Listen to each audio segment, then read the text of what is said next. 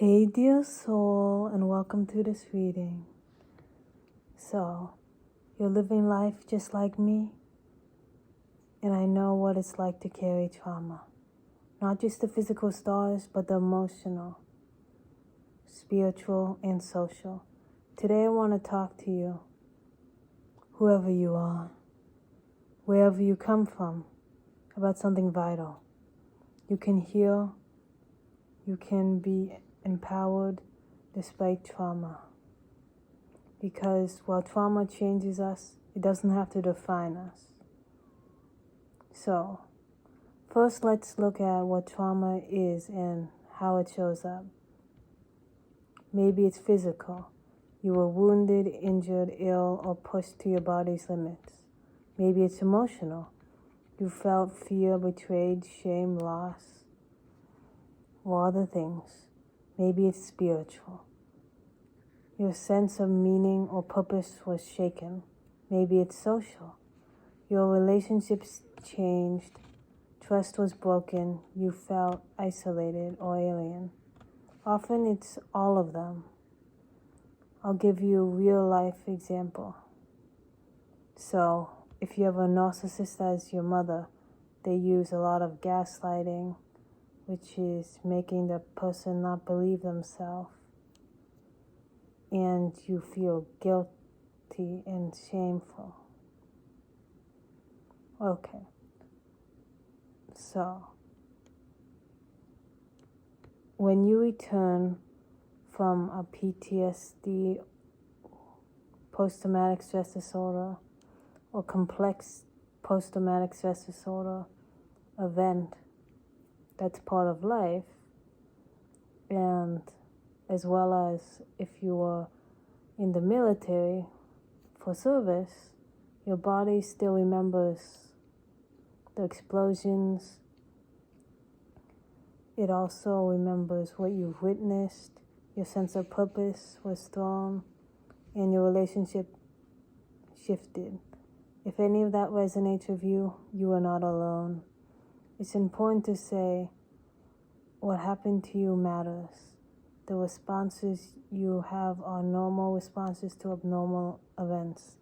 Signs might include, for physical, aches, pain, fatigue, insomnia, jumpiness, emotional, psychological, guilt, shame, numbness, anger, mood swings, social, avoiding others, feeling disconnected, mistrust, relationship strain, spiritual, existential, what's my purpose now? How do I believe again?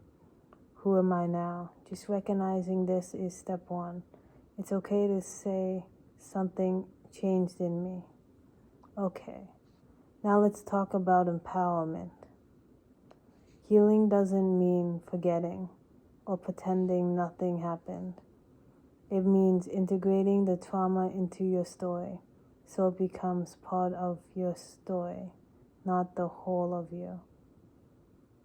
Here are the steps you can take. First, let's be safe. Safety and grounding. Reconnect with your body and the present.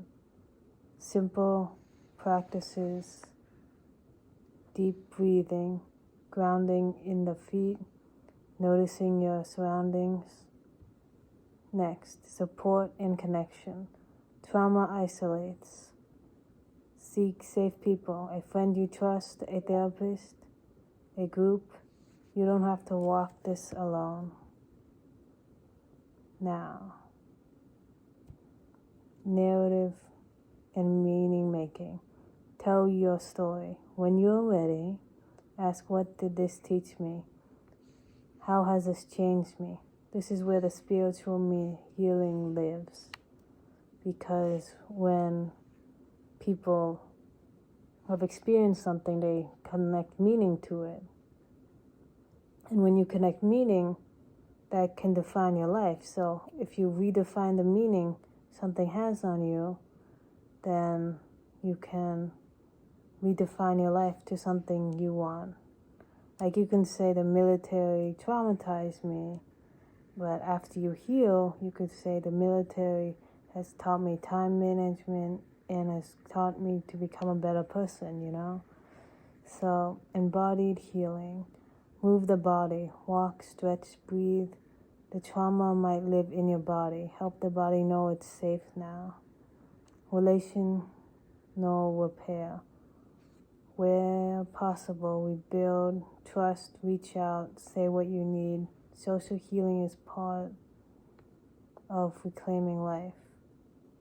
Purpose beyond the trauma. Your trauma can fuel meaning. Maybe you help others, maybe you create art, maybe you live in service, or simply live fully. Trauma becomes a bridge, not a barrier. So, for me, in my case, the trauma was having a narcissistic mother. In your case, it could be the military, it could be just be life experiences. So, the pattern is universal. The body in shock, the emotional shock, the meaning shock, the social shock. If you haven't been in combat, maybe your trauma was abuse, illness, loss, natural disaster, bullying. The same healing principles apply. So if you're watching and thinking, but I didn't serve in a war, I'd say, yes, you walked your battlefield of your own, and you can come out the other side. It's your choice not to be stuck in the moment and live through it. Here are some things I do. Feel free to borrow, adapt, discard as yours.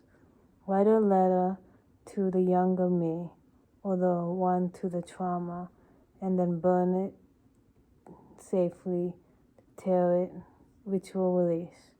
Use a daily check-in. How is my body? How is my heart? How is my spirit? How are my connections?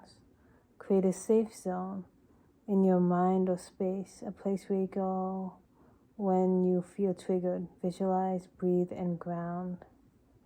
Set micro goals. This week I will reach out to one friend I trust. This week I'll walk 20 minutes just noticing how my body feels. Celebrate the small wins. You got out of bed, you showed up for someone, you said no to something unhealthy. Each is a victory. Remember, healing is not linear. Some days you'll feel strong, other days you will feel weak. Both are okay.